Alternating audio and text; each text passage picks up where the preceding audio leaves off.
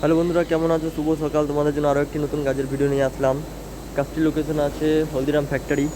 যেখানটাতে কাজটি করলে পাবে তোমরা 300 টাকা। লোডিং আনলোডিংয়ের কাজ আছে, একদম হালকা কাজ। 12 ঘন্টা ডিউটি আছে, ক্যান্টিনে খাওয়া ফ্রি আছে। যারা যারা অবশ্যই করতে চাও আমাকে জানাবে। আর যেটা আমি বলছি, যে আগের যে ভ্যাকেন্সিগুলো ছিল তার মধ্যে 90% ক্লোজ হয়ে গেছে, শুধু হাওড়ার লোকেশনটাই আছে। আর একটা লোকেশন আসছে যেটা সোদপুরে আছে।